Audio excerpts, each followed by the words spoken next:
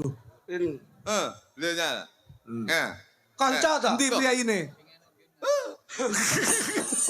Oh, Iki kejaba Pak Wiyoko uga kanca-kanca kepala desa kesema. Lho, engke lho, kalih kula niku sedaya pun plek lho, Bos. Kanca-kanca kepala Pak desa. Wiyoko menika piantun Bapak Kepala Desa ingkang sak sok.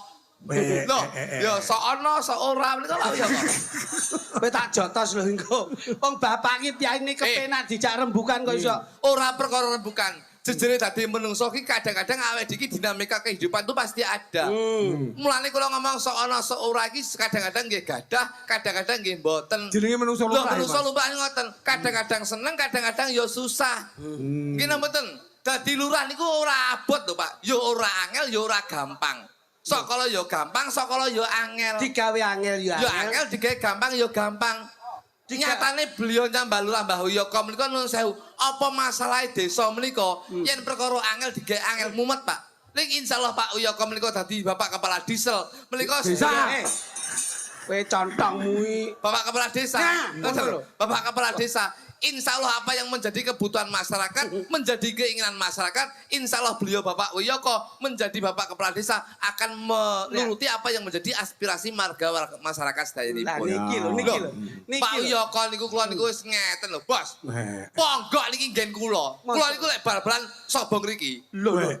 Niki kanca kula bal-balan los. Kene wis aman lho, Jajal kancamu bablan no sih sebutno jenenge telu sapa ya? Loh, ya ora apal lho. Ya ora apal. Pak Carek niku ya kanca kula bal-balan. Loh, Pak Carek menika kanca kula bal-balan. Loh, Pak niki Pak Carek niki. Pak Imam lho. Loh, nggih lho. Ulane wong tapi ulane Pak Carek menika beban mental. Jadi Carek lanang menika beban mental. Lah ngopo, Mas? Lho iya no.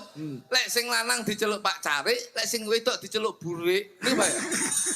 Ayo arep gawe tembung ngono nek ana etikane kok. Tapi insyaallah Pak Carek dengan Bapak Kepala Desa dan warga masyarakatnya ini sinergi untuk membangun desa pojok akan menjadi desa yang lebih maju. Amin. Tepuk tangan untuk pojok ponggok, Mas. Loh, niki. Kira Pak? Iya. Ngeten nun sewu. Mulane pojok menika nun sewu. Kita hadir di sini tahun 2019. Sakniki tahun 2026. 7 tahun, Pak. Ngene mboten? Iya. Pitu ki nun sewu. Pak Carek ki ora perkara nglumpukne dhuwit nun sewu. Pak Carek lenggahe ning kono dudinge rene iki lho. Kae lho Mas Carek ning kono Mbak Lurah mriki. Pak Carek kalih Pak Lurah. Nah, 7 tahun ki nun sewu ki ora gemen-gemen. Wong Jawa ki angka 7 ki angka sing sakral. Sik Keramat. Aja ngeden-ngedeni lho. Wong angka lak ya bentuke ya ming tulisan huruf utawa gambar. Ning 7 ki angka sing paling sakral. Piye kuwi? Mergo 7 ki saka tembung pitulungan. Wah. Pitulungane saka menungso, pitulungane saka Gusti Kang Arya Jagat, Gusti Allah Subhanahu wa taala. Kita hidup di dunia ini harus simbiosis mutualisme, ya hablum minanas ya hablum minallah. Wah, ya ampun omongane bocah. Ketoke meneng lho mau. Loh, aku sawise mondok ning gone Gus Samsudin iki aku iki mondok ki ya sing kepenak ngono, nggon gontor ngono po, ploso. Kok 7 keramat.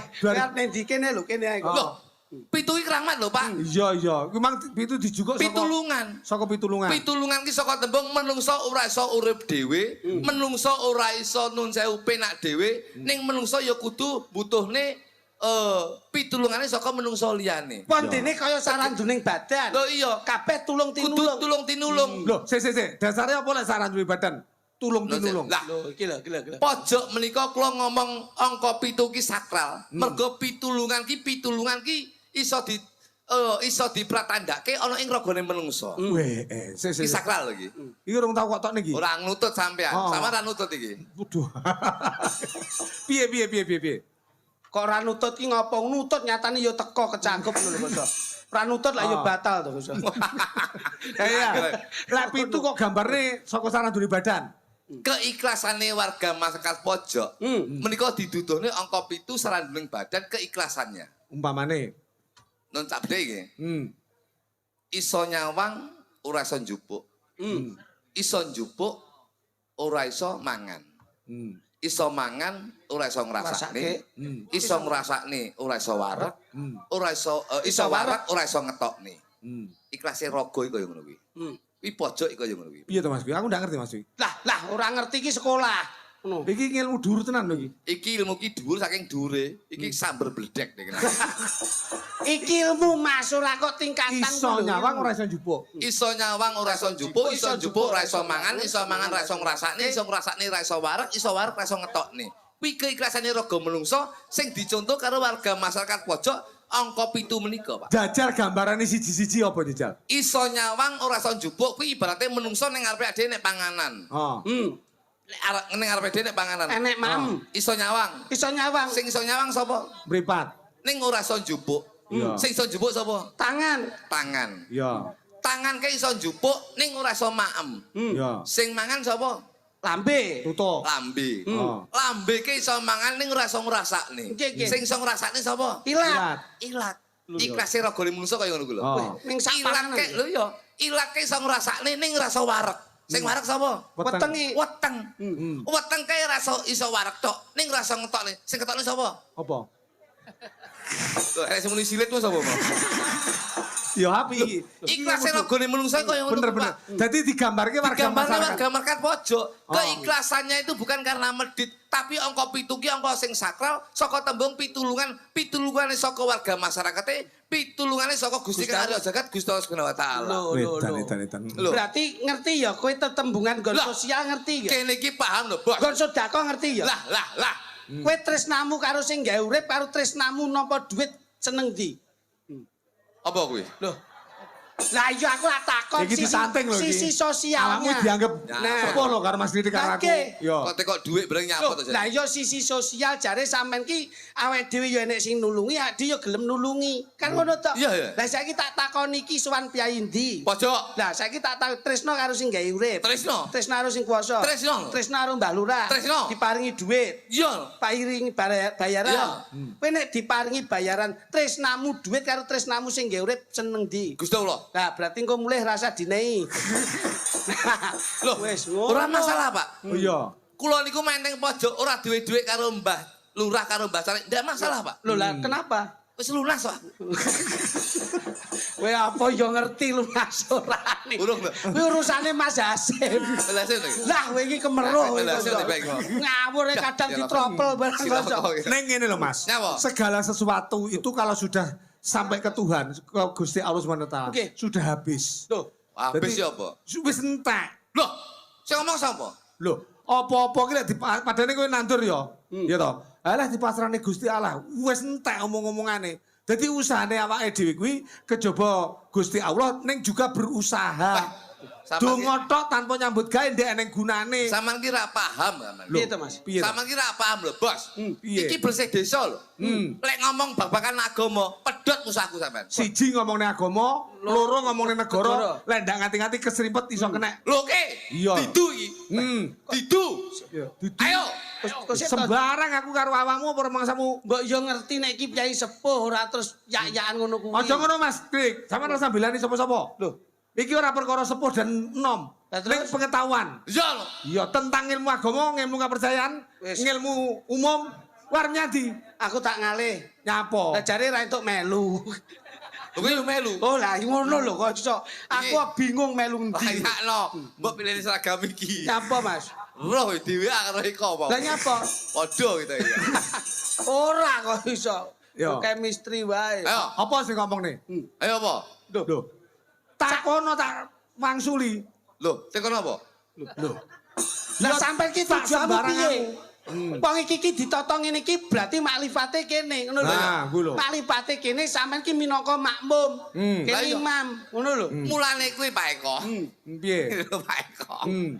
Sabar ya, aja keleng-keleng sik to. Mosok lagi ketemu geger. Ya awakmu sing marah. Sampeyan wis marahi. Sabar, Pak. Aku ki mek Lah ngladeni. aku yo ngadeni sampean. Sabar. Oh ning kene iki adik iki nyambut gawe bareng, ya to? Nggih, Ditimbali Pak Wiyoko. Nggih, Kon sabar. menghibur warga mereka pojok. Bener, Kok bener. ngejak engkel-engkel iki ya nyapa? Sabar. Adik kalem-kalem dhisik. Lek perkara Gusti Allah Loh. aja nggih engkel-engkelan. Lho ra engkel-engkelan. Wong adik iki padha percayane lho. Nggih, nggih. Rumangsaku kok. Adik iki lek rezeki ngene iki nun sewu. Lantarane Mbak Lurah, lantarane Pak Carik, lantarane masyarakat, iki nun sewu. Iki sing punjer iki ya Gusti Allah. Nah, ngono lho, adik iki iso ditempokne bareng. Lah ya kuwi lho. Aja engkel-engkelan. Lah iya lek ngomongin Gusti Allah ki ndak. Lah iya ora nenteki iki. Saiki lek kowe percaya agamamu apa? Lho, nyapa teko agamaku? Lah aku takok agamamu apa? Islam. Ha, Berarti cedekmu krana mergo olehmu sembayang lewat agama Ya Islam. iya lho. Saiki lek agama Islam ki syariat Islam, rukun Islam sing angka loro ki apa? Apa? Lho. Ayo. Lah iya apa? Lho kowe ora ora? Ya salat no. Lah iya, lek ora kok takok aku nyapa kowe? Saiki lek awake dhewe rumangsa agama Islam, ngongkon wong salat ki oleh apa ora? Loh. Ngongkon wong salat ki oleh apa ora? Loh. Apa kuwi? Loh. Iki lho lagi diweni pertanyaan siji angele kaya ngene iki lho. Kowe iki canem Ngono kok jare agama Islam. Aja sok congol cumongol. Kowe iki Bagus lho kuwi, Bos. Syariat Islam, rukun Islam yang angka loro, salat. Salat. agamamu Islam. Iya iya. Ngongkon wong salat ki oleh apa ora? Baik. Lah iki lho kurang pangerten ning kene iki lho, Mas. Lah nyapa? Berarti Islam iki urung dhuwur. Lah kok iso? Lah wong salat kok dikongkon. Lek ngongkon iki ya bar salat kudune, ngono. Oh ya bener Saiki- pas kene Allahu Allahu Akbar. Le tukokno rokok. Berarti kan yo ndak oleh ngongkon. Oh wong ora salat tuntunan ora kuwi ora panutan kuwi Mas. Ya, lek wis Yo, bar salat salah lagi kuwi. dikongkon. Lah nek iki bener jenengan Mas iki. Lah iya. Tuan jenengan. Ngono kok jare pinter agama. Lah, lah. Tahu salat ya? Ya salat no. Saiki lek sampean pas Jumatan. Heeh. Sapimu muncul. Terus Piye sampean? Lho, sapi yo sing anu sapi dhisik tak lebokne kantang lagi salat. Berarti salatmu ora khusuk. Sebabe Lho, ora khusuk lho ngurusi sapimu. Ayo. lah salat tok yo Ayo. yo salat Jumatan kok bar kuwi sapine tak tak. Sapimu ilang. yo. Ayo. Ya ora. Se. Ayo. Saiki jajal. Umpama tak balene karo kowe. Yo. Saiki lek umpama kowe arep salat Jumatan. Aku salat Jumatan. Sampean salat Jumatan, Ya. sapimu icul. Kowe salat dhisik apa ngenyakel sapi? Enggak salat. Sapimu ilang. Aku ora duwe sapi kok. Aku ora duwe sapi. Aku meh ngingu cempe. Ya lek ngono jenenge ndak sida omong-omongan. Sito. Wong yo cengeng. Kula ki jane ngeten iki. Jane kula Wong mriki ngriku nu mek nyaring Nah. ngendikan panjenengan nyaring omongane. Ojo kere-keran, Bos. Ngoten lho. Kowe iki lek ngomong salat pedhot mesti aku sampean iki. Lho, kowe Lah ora tau salat kok. Lah kowe iki apa yo jamaah? Jamaah lho. Yo salat. Salat. Jamaah? Jamaah lho. Lho. Lho jamaah. Budek iki bang jane. Kowe kita enggak lho ya budek. Nek begitu dadi dulur iki ora budek. Ngengkel, demek aku jamaah kok ngengkel iki. Lah salatmu nang ndi? Ya ning masjid lho. Jamaah. Jamaah. Terus Terus apa? ngerti pura jamaah? Ngerti. Iya jajal. Ya manut sing ning ngarep lho. Lho, manut sing ning ngarep ki apa? Komandan, Komandan apa upacara apa? pimpinan lho. Pimpinannya apa? Gon staf kabupaten. Kepalane salat lho. Kepalanya apa ning sekolahan kok kepalan? Wis jadi gendeng jane. Lho, Sing ngarep dhewe iki lho. Sing ngarep dhewe. Jangan sanjangi sing arep dhewe niku Kuwi sinten? kudu dingerteni. Nah. Sing ngarep dhewe kae jenenge imam. Jenenge Pak Dai. Ora roh lho ngengkel lho iki. Ning nggonku lek salat ngarep dhewe jenenge Pak Dai. Lah ya sing kok nut lek salat jamaah iki sapa? Sing ngarep dhewe to? Lah ya ngarep dhewe. Kae jenenge imam. Pak Dai. Kok ngengkel sampean iki? Wong masjidmu karo masjidku beda kok ndak ngomongi masjidku ya apa sampean. Maksudnya Mas Eko ki sing ning ngarep dhewe ka imam burine lagi makmum. Burine Khairul. Bocah iki majnuno iki. Jan. Sing ning ngarep dhewe ka imam burine Pokoke makmum. Mas, tak critani ya. Wong sok eling-elingan sampean rungokno lek blok agama ngarep kuwi mangku masjid lho aku. Loh, ngarep aku masjid kok gene utuk kowe iki. Biyen iki sedak. Kancane Mbah Woy. Kowe Saiki tak tekoni. Wong iki lek salat lek mantu wong Islam lho. Ngarep kee jenenge mesti imam. Pokoke ngarep dhewe mesti imam. ora mesti. Lho, Berarti sampean tak tau takziah sampean. lho, piye nah to Lek salat ngarep dhewe, mesti imam. berarti sampean tak tau nglayat sampean. Lho, Sampean tau salat jenazah apa ora? iya, Mburi dhewe apa? makmum, Ngarepe makmum, imam, ngarepe imam. jenazah. Sopo sing ngomong lek salat ngarep dhewe imam? Nyatane salat jenazah kan ngarepe jenazah. Ayo. Ora tau nglayat ketok e. Layakno dadi lurah dipedhot karo wargamu iki. Pedot matamu kuwi. Aku mengundurkan diri kok pedot. Nalika tak pimpin desaku majune ra umum lho. Maju apa? Kuwi wangsaku. Maju apa? Maju kaya desa kene iki lho. Pak Wiyaka ngasta desane pojok maju. Pembangunan insyaallah bakal pesat. Desamu iki lho maju. Wong mbok tinggal nyalokne wakil bupati. Ya tinggalmu lho. Tong sing ting pletak ing perangkatan.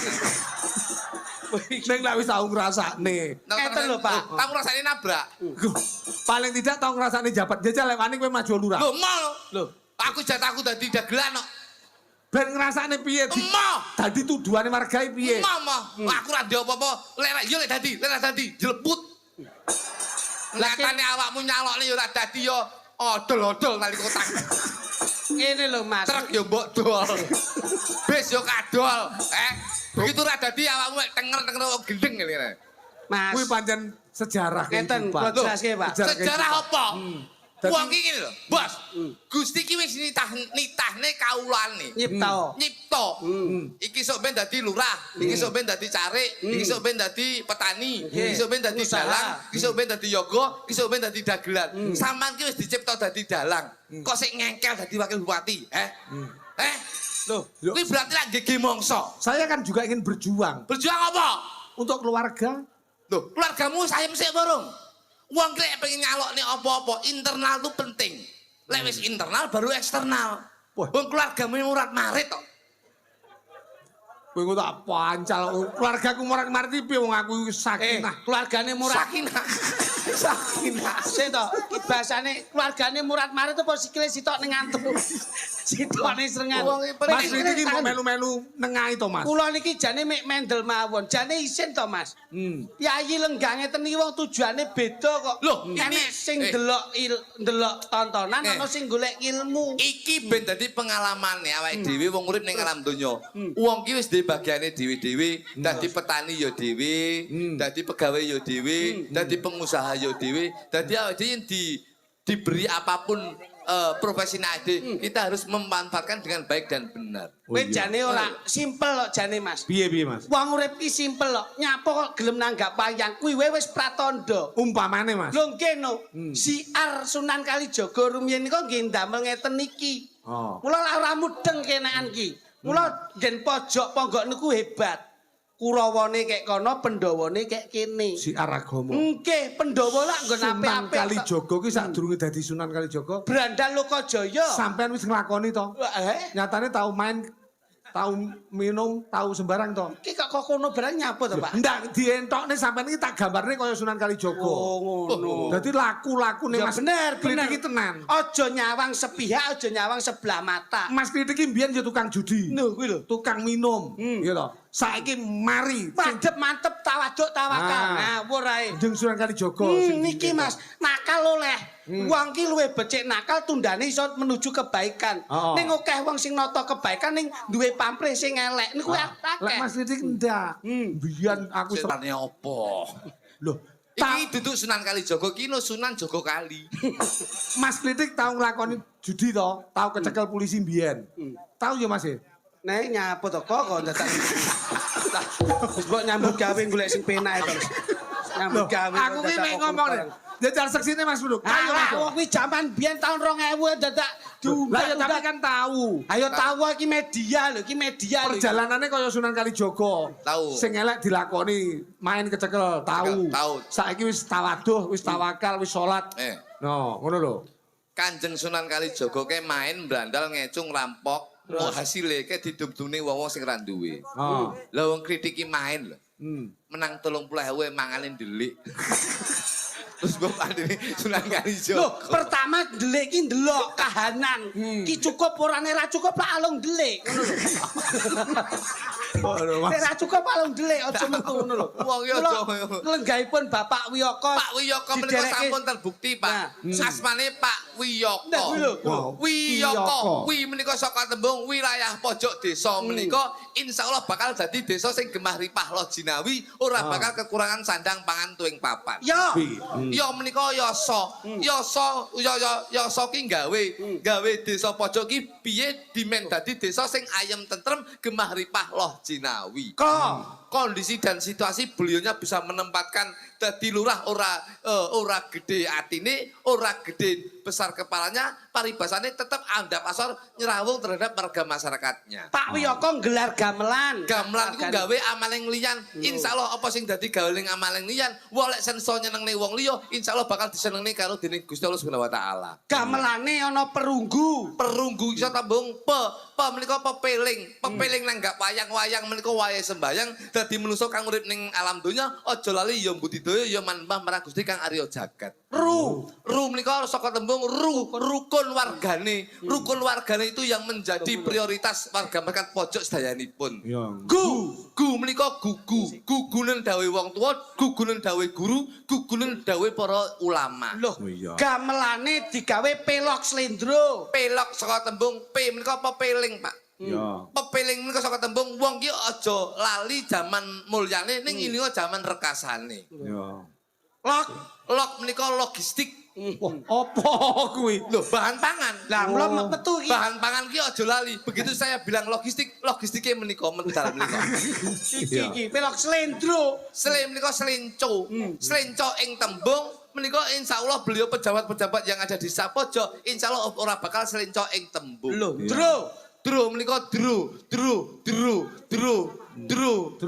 menika Dro iki sama-sama padha. dru. Dro bal-balane piye, Dro? Kek dru. Kok dru kok ngono ya? Ya wis lah omong. Omong pisan kok kleru. Dro iki ya padha. Dro kuwi. Heeh. Dro menika saka tembung dro. Dronodriyah. Ya, kecakup, kecakup. Amorono cakep sedayanipun ing Nggih, dalu menika saged gelar inggit wasal ing dalu menika. Iya. Gamelane napa mawon Mas Iko? Lagi lho panganan. Gamelane eneng gender. Gender iki, gender. Gender ki saka tembung tegeno anggonmu sesender. Oh, iya. Menungso kang urip ning alam donya oleh budidaya ning kudu manembah marang Gusti kang Arya Jagat miturut karo kapitayane dhewe-dhewe. Genderene slentem. Slentem ki aja selenco ing tembung. Yen iya ngomong iya, yen ora ya ngomong ora. Mburine kae jenenge kenong. Kenong ki wong urip ning alam donya kudu eling ning donya. Loh, sandinge kendang. Kendang ki dadi menungso aja kendang-kendangan. Tegese yen apik ya ngomong apik, yen ora ya ngomong ora. Sing digantung jenenge gong. Gong ki dadi menungso aja duwe jiwa adigang, adigong lan adiguna. Wah, kono gedhe wilahan kae jenenge demung. Demung ki yen enek masalah apa wae kanthi pikiran sing adem, masalah apa wae kudu bendang rampung. Rono jenenge demung terus kono kae jenenge saron. Saron ki saron menika saka tembung insyaallah wong ki lek seneng sayek insyaallah ora bakal kemeron. Loh, rono meneh peking. Peking yen pikiran sumpek aja sampe kowe lali kudu eling marang Gusti. Loh, rono meneh gambang. Aja sok seneng gampang kilian. Loh, ngarepe kae bonang. Bonang ki aja seneng klebon barang sing ra menang. Loh, kok ya iso. Ngarep iki loro jenenge kethuk. Ketuk ki krumaket bendang petuk. Kok ya iso ta kuwi ya ampun. Ngarepe meneh sing dipangku sing digesek jenenge rebab. Sing diarep-arep mung abab. Loh, Kok sabab? Komunikasi. Oh iya. Sing gedhe kae jenenge gong beri. Gong beri menika saka tembung penyakit. Beri kae lho, gantung kae lho. Ngono. Beki berbudi bawa leksana, Ring. rina wengi tansah ndedonga. Kuwi sing bunder gedhi jenenge jedor. Aja sok nyije timbang tledor. Loh, sing terakhir wujudanipun dedaran menika pecel. Pecel. Pecel. Pecel ki saka tembung ki pegel atine ya aja dilebokne ning atine. Tegese awake dhewe kudu duwe jiwa sabar innallaha ma'asabirin. Wujudipun pecel lajeng Celah menika saka tembung celah. Celah apapun bentuknya. celah ya bener. Celah selo-selo yo. Iya. Celah menika celah insyaallah Mbah Lurah Mbah Sabar Karis. ae kleru lah. Aku eling aku sabar. Jadi harus bisa mengambil celah. Nah, kuwi iya. pecelipun arumpi wujud kulupanipun, Mas. Iya. Wonten bayem. Bayem menika saka tembung bahagialah selalu ben uripmu ayem. Lah, wontenipun bayem lajeng wonten capar. Capar menika capelah cita-citamu agar diparingi kebahagiaan oleh keluargamu. Loh, capar lan bayem kajeng kasusul wujudipun kemangi. Kemangi lho. Kemangi. Kemarin adalah kenangan, sekarang adalah tumpuan dan besok adalah jawaban. Maki saka tembung madhep mantep, ngiki saka tembung ngidul lo ben ketemu karo keluargamu. Iya. Kemangi lajeng wonten timun. Timun ki